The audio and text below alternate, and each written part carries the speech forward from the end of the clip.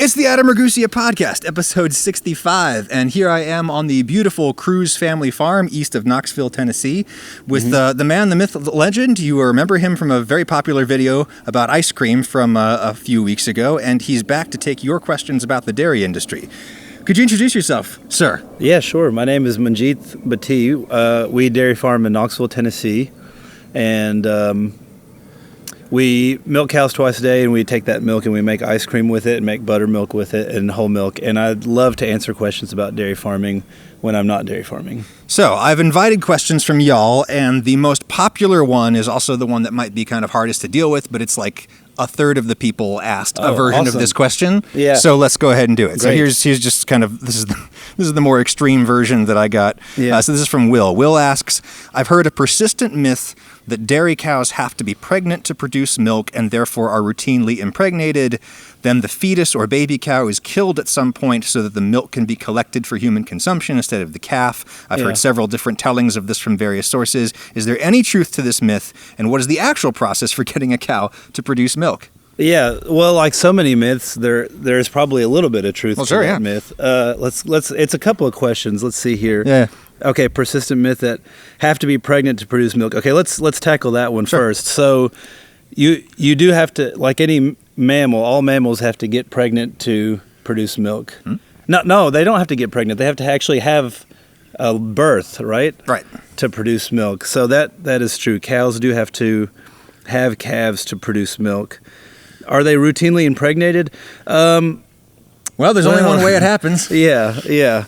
I think the implication here is that they're impregnated in a non-traditional way, which would, there's two ways for cows to get pregnant. They can either get pregnant from a bull or they can be artificially inseminated, which is a practice that's widespread in the agricultural industry and started in the 1950s. When people realized that you could, actually it's not even that uncommon with human pregnancies anymore. It started first in agriculture though, when people realized that you could freeze semen and then thaw it, and it still works. So it took off to begin with on dairy farms, but now it's relatively common on hog farms, and it's becoming common on beef farms. We do get emails sometimes or people that are interested in how our cows become pregnant, and a lot of people do think that a lot of consumers, and I don't really know the reason for it, would like cows to be in the agriculture industry we call it servicing a cow. Cows want to be naturally serviced by a bull. In any case, Jesus. We at Cruz Farm we use bulls, but it's really, I don't have any personal feelings about whether artificial insemination is bad or good. I just think bulls are a little easier.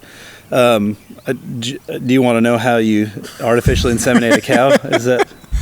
Well, no, I didn't before. Yeah, but now my breath is bated. Maybe this can be edited out if it needs to be. It's really fascinating.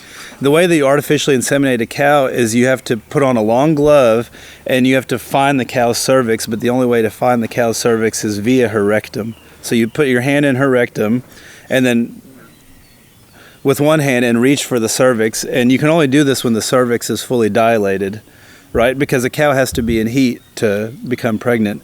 Usually a cervix is tight. I don't know if this is in camera. It's very tight, and it dilates when a cow is in heat, and then you can slide a small needle through the cervix. So you're holding the cervix in one hand through the whatever, the anal walls or whatever it is. I don't know what the technical term is. And then you thread a needle that has the semen. It's a 1/4 cc straw of semen, and then you deposit the semen on the ovarian side of the cervix or whatever, the non-vaginal side of the cervix, and then hope that 12 hours later an egg will drop. Semen can live for up to 72 hours where an egg can only live for 12 hours. So you kind of want the semen to be there before the egg is there.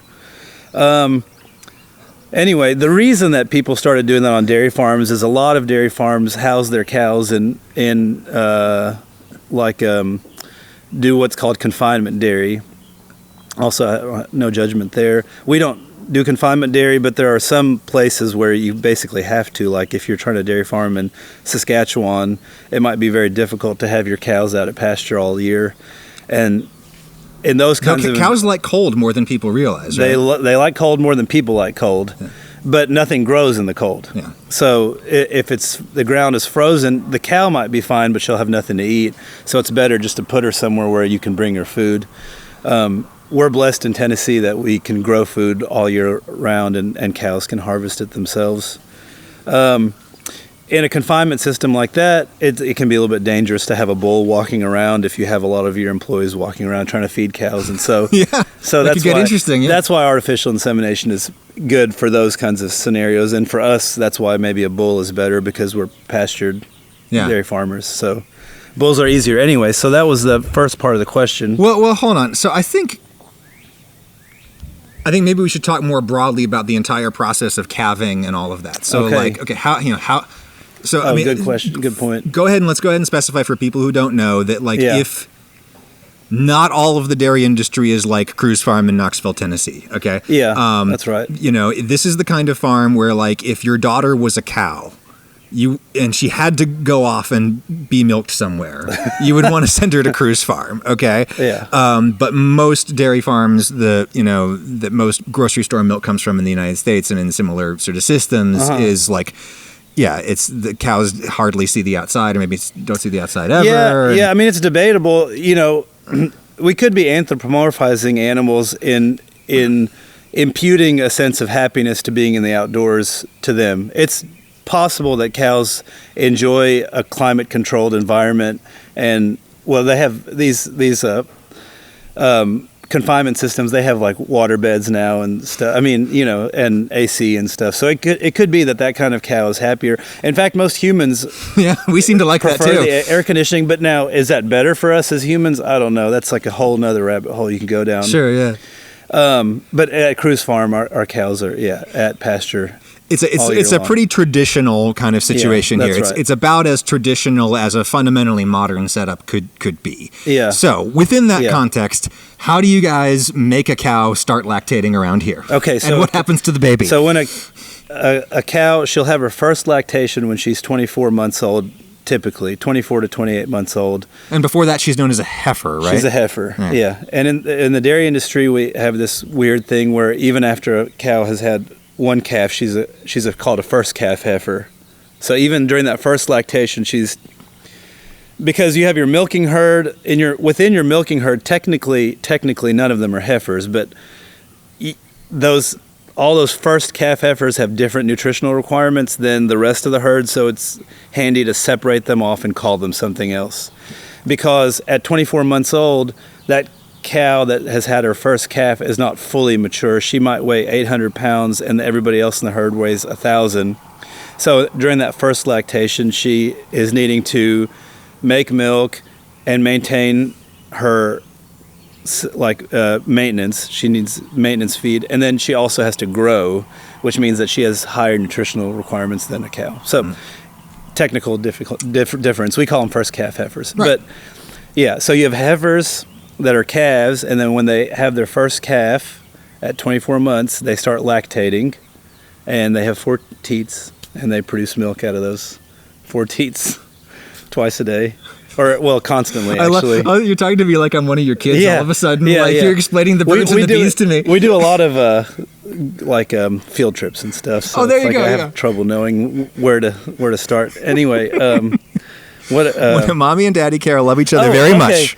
And then what happens is, if you artificially inseminate, the dairy industry has sexed semen, which is semen that they've run through some kind of centrifuge or something, and they when you get your quarter cc straw of frozen semen, it is 92% female sperm or whatever. Because if you didn't know, it's the sperm that decides the sex, right? Oh, okay. Of the calf or whatever. Sure. And but we use bulls, so we have traditionally you'd have 50% of your calves that are born are bull calves, 50% of your calves that are born are heifer calves. Okay. And so on a commercial dairy operation, industrial dairy operation, they would be producing mostly heifer calves these right? days. Yeah, on an artificially inseminated. Yeah. Although conception rates are worse with sexed semen because it's the viability of that semen's worse. So is that perhaps why we've seen? One of the other reasons why we've seen the veal market decline in the United States is that before, in the traditional dairy industry, you've got lots of male calves around who have no utility on a dairy farm, and so... Yeah. I don't know. I think the veal market is... I don't know if the veal market was ever that good I guess that's true, in America. No. But I think it's a PR issue, and maybe it's also... And deservedly so in some cases. Yeah, I don't know. I've never been to a veal farm in America. I don't even know if we'd really have them. But I think the way they do it in Europe, or they used to do it before the modern era, I guess, is they would crate the calves. Do you know anything about this? I don't know anything about veal calves. You crate them...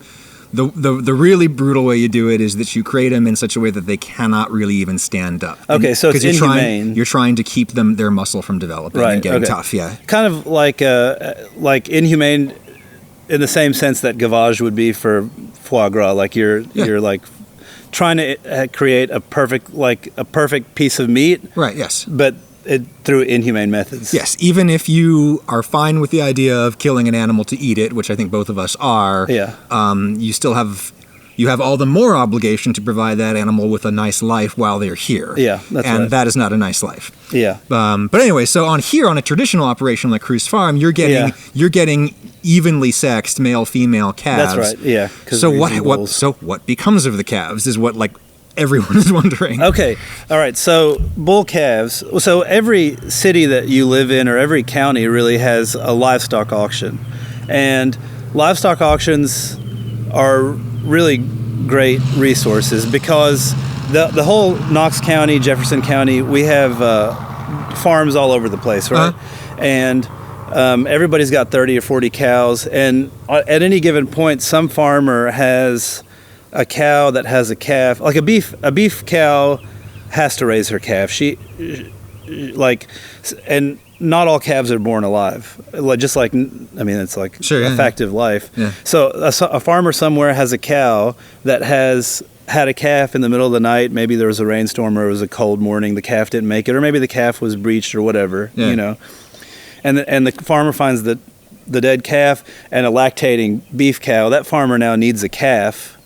And the only place for that farmer to go to typically would be a livestock auction. So at the livestock auction, you'd have farmers who need bull calves. You have dairy farmers who have bull calves. And so that's where your average bull calf would go. Or you have a lot of we sell a lot of bull calves to kids who are doing 4-H projects and want steers that they're going to show in the fair in September. Yeah, and you could also just sell them to a beef farmer, right? Oh, no, it's not the right kind of cow. Yeah. No, sell what, the calf? It's not the right kind of not the right kind of bull. Sorry, it's not the right kind of animal for beef, right? It is. I mean, they're okay. Jerseys don't grow super fast, but if you have a cow that's lactate, like a beef cow, let's say even Angus cow, and her calf has died, you do need to try to replace it quickly before she dries up with another. You'll turn her into a nurse cow, and that farmer might go to an auction and buy a bull calf. Okay. That's from a local dairy farm. Okay. That's typically, because we don't have a veal industry in America, that's typically probably where most dairy bull calves go. Or we have a farmer in town who he doesn't buy Jersey calves, but he buys all the Holstein calves, bull calves from... Holstein being the more common kind of dairy cow in the United States, the big black and white one. The big black and white ones. And those will grow bigger, those calves will grow bigger and faster, so they're a little bit more feed efficient. The steers are anyway. And he buys all his bull calves from that farm in Loudon, Sweetwater Valley. The cheese people. Yeah. So, and then he sells beef to the Stock and Barrel, all those places downtown. So that's one thing you could do is just buy a bunch of dairy bull calves and feed them milk replacer for a couple months, and then when they're ready to wean, you put them on grass. But for your purposes, your heifer calves, the girly calves, you just keep them, right? That's your next generation. Yeah, and they're right. they just stay with the milking herd. So a cow has a heifer calf. The calf stays with its mother, and then is just in the milking herd. Okay. Are the calves taken away from the moms? People wonder about a lot. On a lot of dairy farms, they are, and again, I don't personally have any feelings whether. I mean, I have strong feelings about whether a calf should be raised by its mother, but I totally understand why calves are not raised by their mothers on most dairy farms. Because again, if you think about that Saskatchewan dairy farm, that's like a confinement dairy, there's like 6 feet of snow outside. It's just almost infeasible for the milking herd and the calves to all be together. I mean, it would be like a manure. I mean, you came to our milking parlor and you saw that there's like 2 inches of manure slurry just around the the milking parlor, and it would be very unhealthy for calves to be living with milk cows in a confinement dairy system. That would be really. And okay, so on our farm, cows raise their calves. Yeah. We keep some bull calves, but then if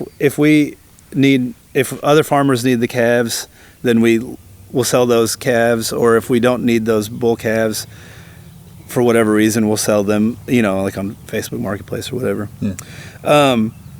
But it's not that I don't believe personally that cows need to be raised by their mothers, just like I don't believe that human beings, children, need to be raised by their mothers. Children need love. Calves need love. Things that you want to flourish, plants need love. I mean, if you want something to flourish, it needs love.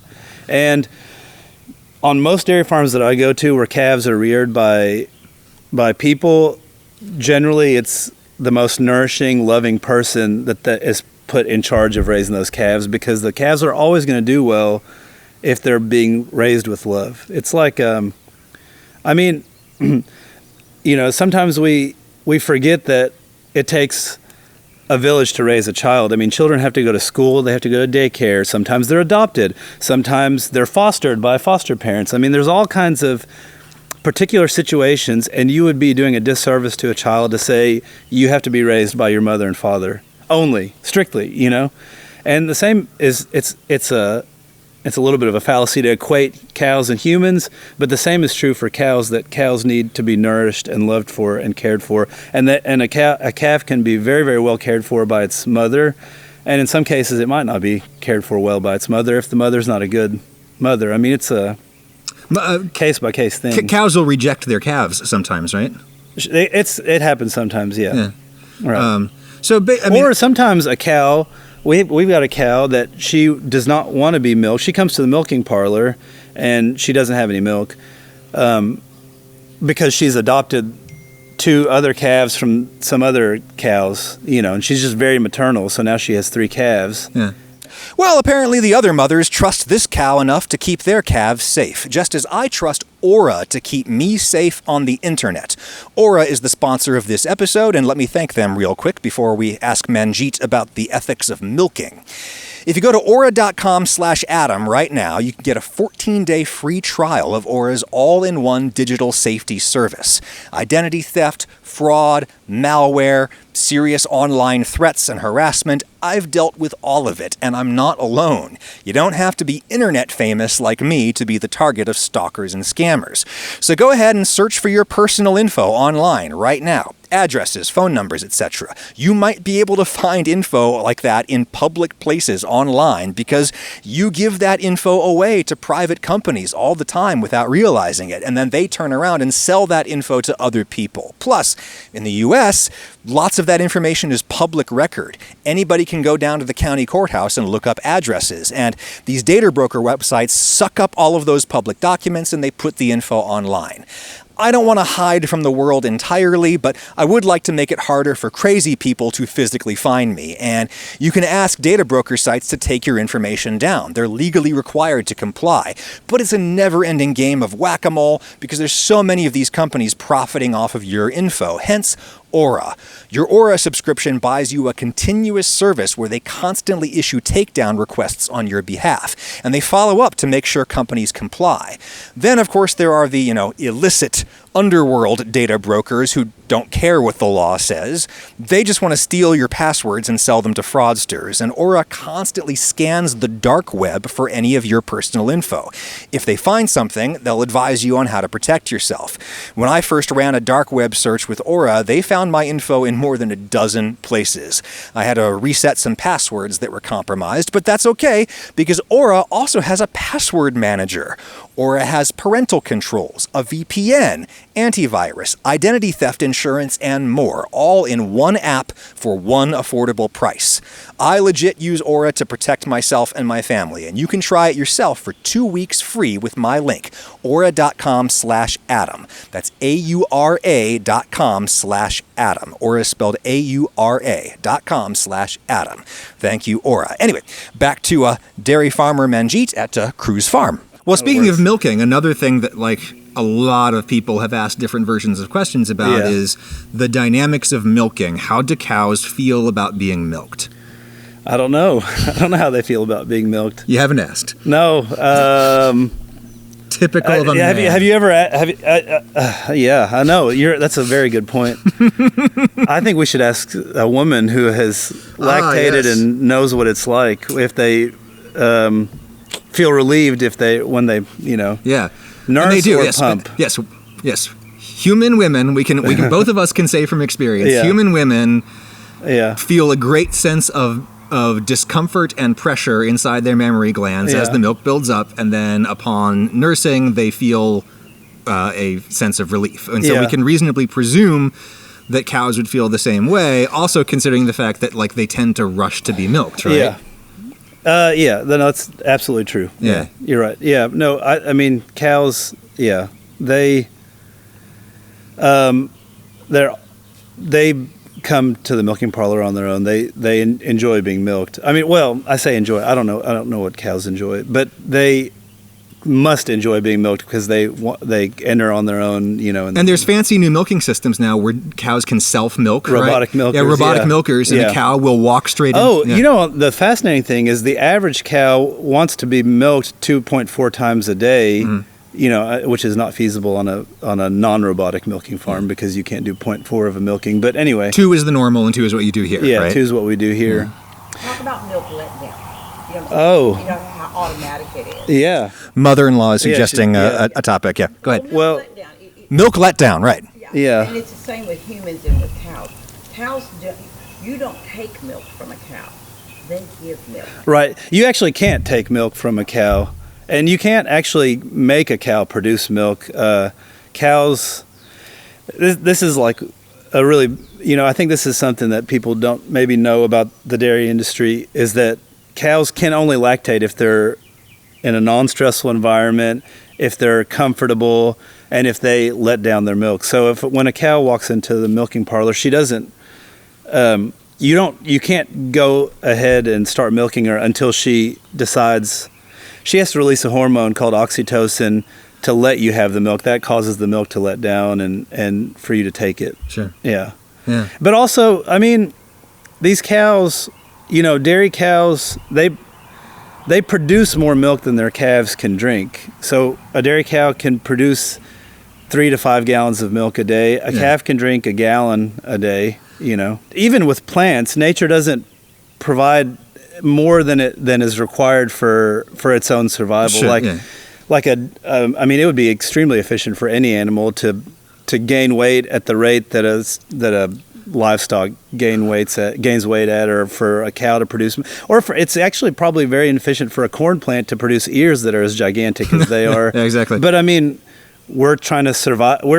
The whole point is we're trying to use photosynthetic energy to produce a bounty that's in excess of what the land itself requires. And we have bred animals to do that for us. And plants and everything. I mean, but that's there shouldn't really be a negative connotation about that. That's the beauty of human cultivation, is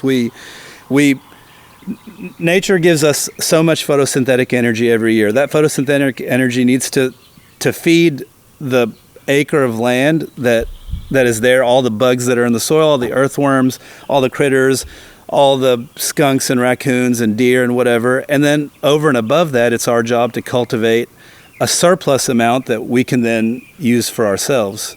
Where we run into problems is if we take more than we ought to from that acre, and then deplete that soil, and then we end up, having to dig ourselves out of a hole. But the whole purpose of farming is to cultivate the bounty over and above what the earth itself needs, so that we can nourish ourselves. So that's what we're doing with dairy cows, is we breed them to produce for their own needs, produce for their calves' needs, and then produce things that we can, feed ourselves, get energy from, and also enjoy in the process, because life's got to be a little bit fun. And in New Zealand, where they have a really huge and fascinating dairy industry, some of them have been moving to 1 milking a day, I've heard. Have you heard about that? Yeah, they do. Yeah. What do you make of that? That seems like that would be painful for the cow. I think that most of those farms that move over to 1 milking a day, they have to change their genetics so that they are milking cows that can handle 1 milking a day. Yeah. Again, I don't know. Because otherwise they would just shut down, right? I mean, production would just shut down. If you milk a cow once a day, if she has not the appropriate genetics for that management style, you might tell her to dry up by only milking her once. But they apparently make it work. They get 70% of the milk that you would typically get from twice a day milking. Yeah. It's interesting. I could go down so many rabbit holes here. This is the rabbit hole show. What's interesting to think about is the environmental impact of milking once a day versus twice a day. Because let's say a cow eats 40 pounds of feed every day. Let's to make math easy. Let's say 20 pounds of that I say feed. Let's just say forage dry matter. Yeah. So if you take all the grass that she eats 300 pounds of grass, and take out all the water, what's the dry matter that's left? Let's say that's 40 pounds, because that's what it is for a Jersey, 40 to 45. Let's say 20 pounds is for maintenance and 20 pounds is for milk, right? So you're getting, and let's say you get 5 gallons of milk. So you're getting 5 gallons of milk from 20 pounds, and then there's 20 pounds of maintenance. Well, if you milk her once a day, your maintenance requirement's always going to be the same, but you're getting 70% as much milk. So it could be that your cost, if your pasture is very cheap, could be that your cost is cheaper going to once a day milking, but it could be that your carbon impact is higher per gallon of milk because it's costing you 30% more maintenance. Mm-hmm.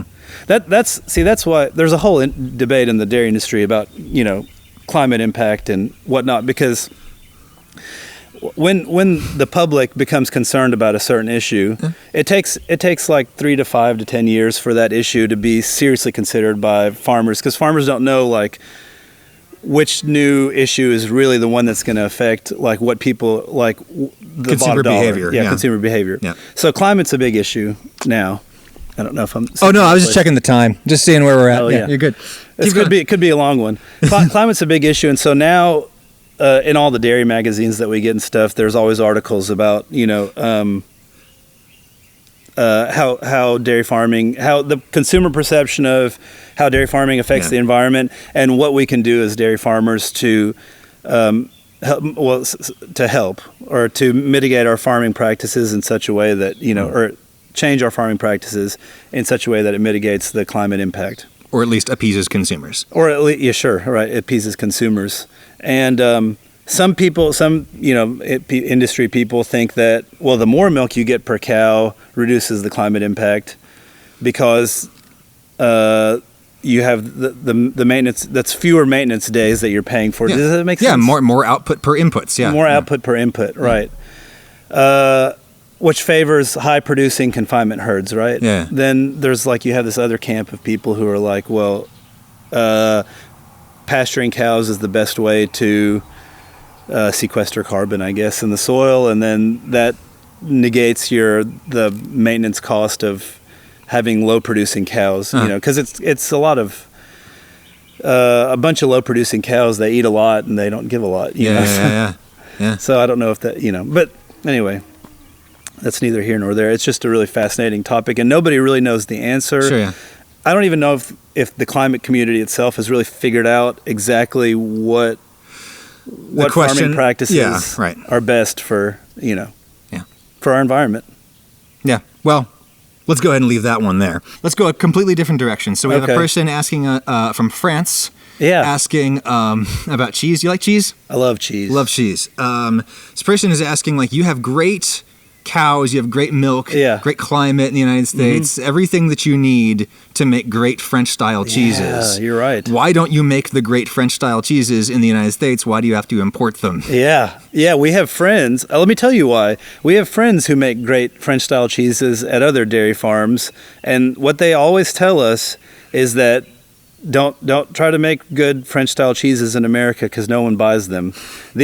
Here's the difference. In France, you make great cheeses. In France, phenomenal cheeses. We love them, and they don't cost a whole lot.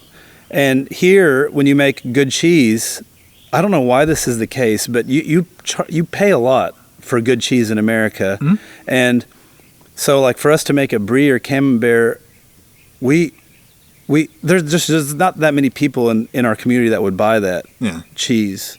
It's the same thing with wine. Wine can get so expensive in America. It's so cheap over there.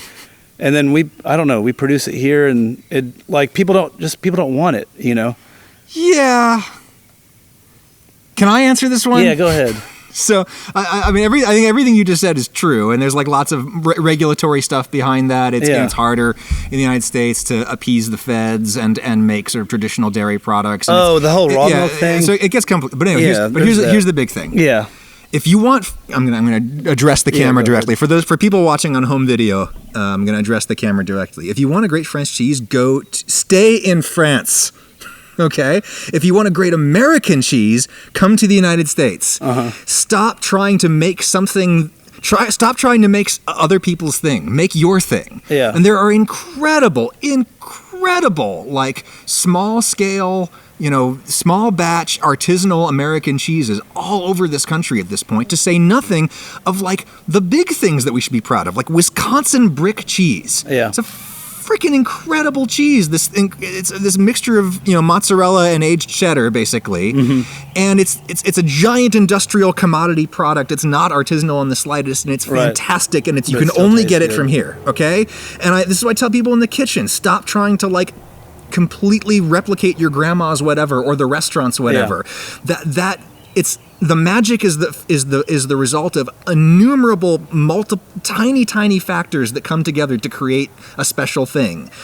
Don't try to capture your own magic, do the thing that comes out of you and what you have and your climate and your grass and whatever, whether it's 2-row barley or 6-row barley, or all that kind of stuff. Just make your own damn cheese and stop expecting other people's cheese to be like your cheese. Come to America, eat American cheese, French person. So what kind of cheese do people make in Tennessee? I don't know. I don't know if we have. In the Southeast, I don't think we have any kind of cheese-making tradition not really. Historically. No. Yeah. That's the part I wasn't going to mention. Oh, yeah.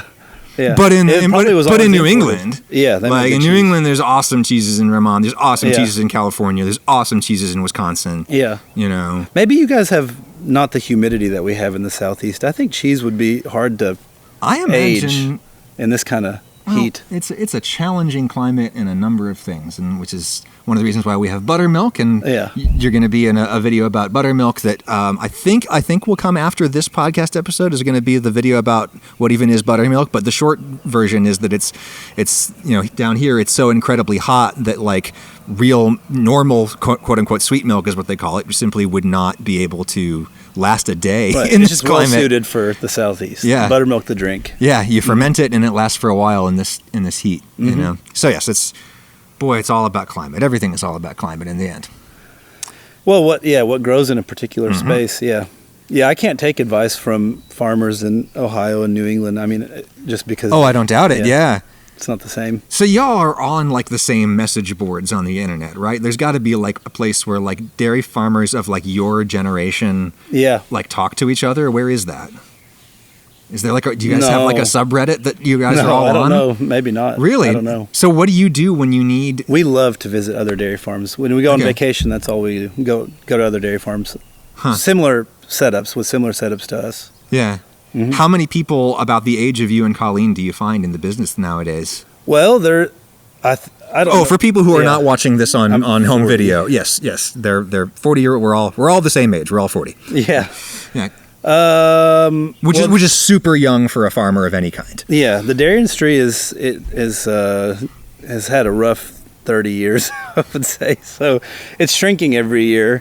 So it's probably unlikely that you'll find too many dairy farmers there in their 40s. But there, at the same time that the dairy industry is shrinking, there's also a renewed interest by millennials. Are we actually millennials? We're millennials. The most of the people consuming this content are probably Gen Zers. Okay. And our kids. Well, those people. What are our kids? Are they?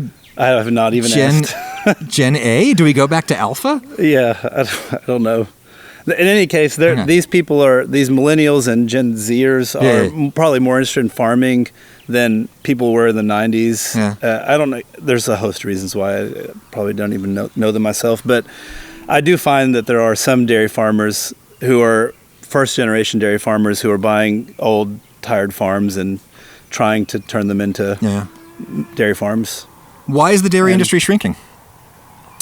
Well, in a broad sense, I guess it was artificially kind of inflated in the 50s and 60s and 40s and 30s. I mean, and again, I don't know if this was like any kind of intentional thing on the part of the U.S. government, but the U.S. government really did encourage people to drink milk for a long time, and milk consumption in America went up. And so to some extent, to the extent that the U.S. government's not encouraging milk consumption to the same degree, milk consumption's going down, fluid milk consumption's going down, and so what is that? So like demand has gone down some.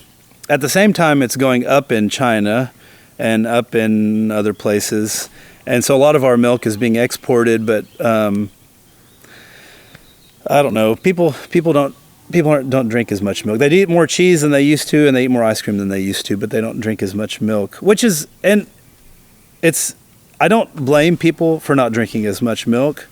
It would be weird first of all, to blame anyone.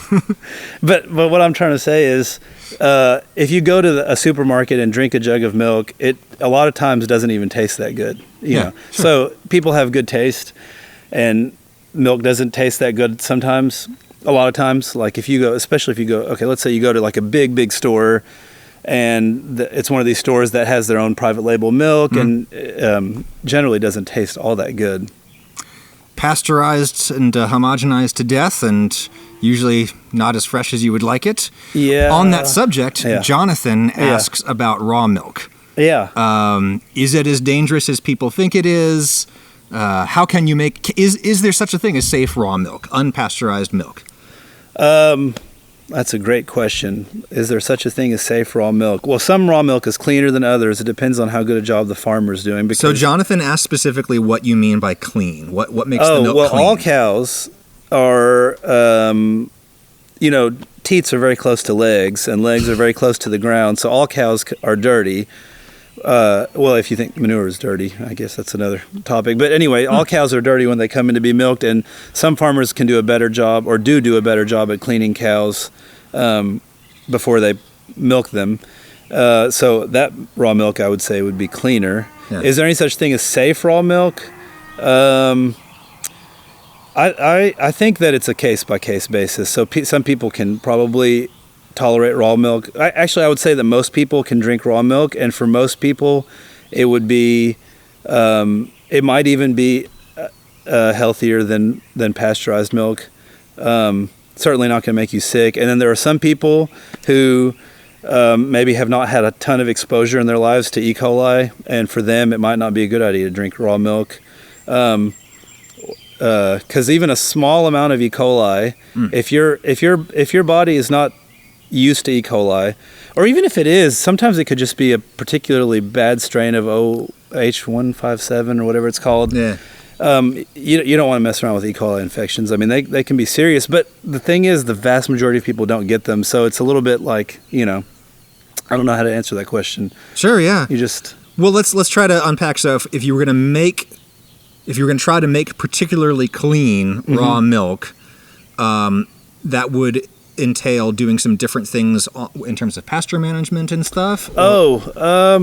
No, I think it would be milking procedure. Milking You'd procedure? have a really clean milking procedure. And raw milk, in fact, okay, the interesting thing about E. coli is that raw milk, or E. coli doesn't, E. coli is generally a very weak bacteria. E. coli thrives usually in sterile environments. Because it gets outcompeted by right. the It's pretty easy to outcompete. So in raw milk, let's say you have raw milk with E. coli in it, probably within 12 hours, even the coliform or E. coli won't be there. Which is why E. coli outbreaks are typically more common in raw milk's not a fermented food, but it wouldn't be wrong to think of it somewhat as a fermented product because it's so rich in microorganisms. Yeah, it's in largely beneficial ones that aren't going to ruin the milk. Yeah. You know. But the way that a farmer milks their cows, how clean they are during the milking is probably the biggest thing that affects E. coli specifically. Okay. So in the U.S., what you would normally do is you'd hose off before you hook the teat up to the milking machine. Mm-hmm. I should know the name of the milking machine. I hook the teat up to the what? What's it called? Milking machine. Okay, all right, let's go with milking machine. Okay. Yeah. Before you hook the teat up to the milking machine, conventionally what you would do is you would spray it with a water that contains iodine. Yeah. So we don't do that, but that's typical. Yeah. We used to get these emails about people that had iodine intolerances, and we're pasteurizing the milk anyway, so we just do a healthy scrub with water. Got it. Okay. Yeah. All right. You know, like during COVID, they always would say, like, wash your hands. They don't have to disinfect your hands. Just the mechanical action of washing your hands will do a lot. Yeah. And so that's what we do, is we just thoroughly wash our cows with no disinfectant. Okay. All right. For what it's worth, and this is not me admonishing you. This is just for the interest of the of the listeners. Is that I once did a video about iodine supplementation and goiters and all of that kind of stuff. And what that scientist told me was that at this point they suspect that the number one source of dietary iodine in the United States is iodine that's left over in the milk that was used in the sterilizing wash prior to milking. Yeah, that's one of the reasons we stopped using it. Yeah. I guess. I don't know. Because people were getting too much. Some people were getting too much. Yeah. And it just didn't seem like we needed it. Yeah. You know? No, totally makes sense. Also, like when you disinfect skin, it can totally upset the microbiological environment of the skin around the teat, and I was thinking that was causing more like mammary infections. Oh, yeah. Just I don't know. Yeah. Possibility. And since we did that, we haven't had any issues. So maybe I was thinking maybe we were disinfecting. Yeah, maybe totally. And again, as you said, you're pasteurizing here anyway, and so that's it. Okay, Joey has an interesting question I want to read verbatim. Yeah. I'm severely lactose intolerant. Yeah. So naturally, every product that I buy contains. Sorry, let me try that again. Here, this is what I do to remind myself that I need to do an edit. Yeah.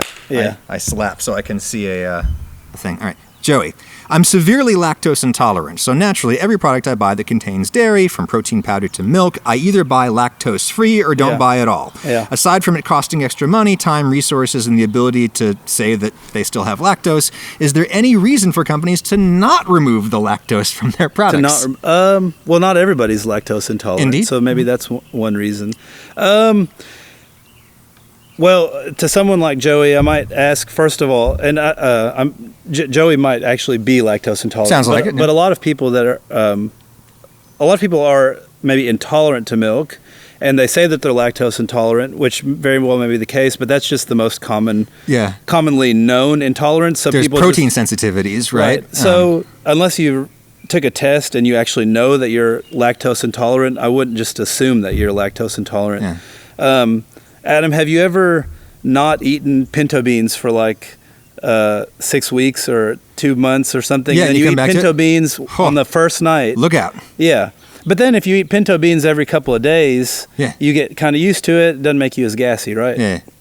I think milk is similar. You have enzymes in your stomach that help you digest milk, and sometimes those enzymes aren't there if you go a long time without drinking milk, and then and then if you just start drinking milk again, you'll be able to digest it. Now, if you're lactose intolerant, that's not the case, though. Right. Now, is there a reason that we don't that we don't take the lactose. I don't even know how to take lactose out of milk. To me, that's kind of like asking, why is there so much protein in this beef? It's like lactose is milk sugar. It's literally it's delicious too. It's what you're getting. It's the reason why you're drinking water from a cow instead of from a stream. Yeah. It's because the water that comes out of the cow has fat and sugar in it. Yeah. That's why. That's what you're there for. And for thousands of years, we've had lots and lots of dairy products that don't have lactose in them. Just anything that's fermented. Yeah, anything that's fermented. So cheeses don't have lactose. Not much.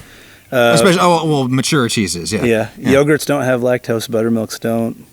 Yep. Kefir probably doesn't have lactose in it. Speaking of kefir, would you mind if we end on a personal question? Yeah. Okay. So this is from Dr. Sean Ali Kagani at the Oklahoma University Department of Anesthesiology. Mm-hmm. I'm a Pakistani American who was born and has family living in South Carolina. My mother being from the South, my father being from Lahore.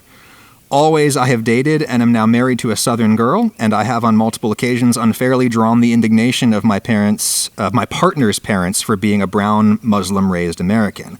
My question for Manjit is, who's married to Colleen Cruz. Yeah. My question is, have you also dealt with some degree of xenophobia and racism via marrying into a family of a white Southern descent? And can you comment on the hurdles and obstacles that you may have faced, being a dairy farmer in East Tennessee and being brown? Yeah, I wish I had a lot to say about this. I have not had any perceived hurdles that I have encountered from me not being white, I guess. Yeah. I don't know. Well, was Earl, Colleen's dad, who's the dairy farmer here, was Earl always cool with you? That's a great question. So when I went to go talk to Earl about marrying Colleen, I think that the issue was, I could be one of these people that just am not very perceptive, and I don't know if I'm being prejudiced against. But his main issue was that he told me, he's like, that Jesus had never steered him wrong. And Jesus had always made him happy, and he just didn't know what it would be like to have a son-in-law who had never fallen in love with Jesus. That was the conversation. Were you raised religious at all? Yeah, we were raised pretty religious. Not Muslims. We were raised Sikh. Sikhs, okay. Which is kind of similar, I guess. Sikhs are the nicest people in the world. Are they? That's great. I'm glad you think that. Is that idea in my mind the product of the Sikh PR campaign? Yeah, we have a good PR campaign, I guess. To establish themselves as the nicest people in the world. But you guys seem to actually be the nicest people in the world. But anyways. America is a pretty awesome place. For prejudice, because I travel a lot, and I lived in Germany for 2 years, and I've been to India before. And if you're a white dude walking around in India, people are going to give you some pretty strange looks, and I mean, like in Knoxville, we got, I don't know how to answer the question. I've not personally had any instances that I can recall where there was much of an issue. Well, times are changing. To my skin color. Yeah. It's actually really fascinating too, because I was a little bit concerned because I'm from Nashville, which is a big city, and I had a lot of Indians in my high school, a lot of Jewish kids, a lot of black kids, and a lot of white kids. And so getting married and moving to East Knox County, I did maybe worry on some level, but people just want you to be able to relate to them. I feel like whenever I go to the co-op, as soon as I start talking about whatever my problems are with my wheat crop or my cows or whatever, then I'm instantly relatable, and people don't seem like they pay any attention to the color of my skin, Well, that's quite lovely, and maybe we should just leave it there. Yeah. Acknowledging that other people's experiences are not nearly as lovely, but that doesn't take I'm away sure from... I can't speak for other people. Yeah. I just, fortunately, I haven't had any instances that I can recall, I guess. Well, East Tennessee is a pretty friendly place as I have discovered it. And if anybody wants to come here and enjoy lovely Cruz Farm milk and buttermilk and ice cream. Oh, somebody emailed to make sure that you had seen the study that was just written up in The Atlantic that showed that ice cream Oh, yes. Oh, yeah. Makes people live longer. Texted that. Yeah. Yeah. The explanation, I guess, being that like even though ice cream contains a lot of things that probably aren't super good for your system long term, it makes you happy, and happiness matters to longevity. Yeah. And your ice cream sure makes me happy. Yeah, that's great. It makes a lot of people happy. Yeah. You and Colleen have built such a tremendous business here on the foundations built by the previous generation, and I'm sure everyone is really happy and proud, and they should be. Yeah, we love it. It's the most fun job that you can have, dairy farming. I would encourage anyone to try it. It's a lot of work, and but most things that are enjoyable are. But go with Jersey cattle, not Holsteins, because the Jersey cows are lighter, which means that they're going to tear up your pasture a lot less because they're not as heavy on the ground. That's right. Yeah. Yep. There's a lot of good reasons. If you're a homesteader, then you don't want a Holstein cow because you won't even know what to do with all that milk when you do get it. There you go, yeah. Yeah. Manjit, you're the best. Thank you. Thank you, Adam. Thus concludes the program. We'll be back to whatever I normally do next week. What do I know? What's my normal sign-off? Oh, I always say, because I'm an old man now, I say, make good choices. That's right. And I'll talk to you next time.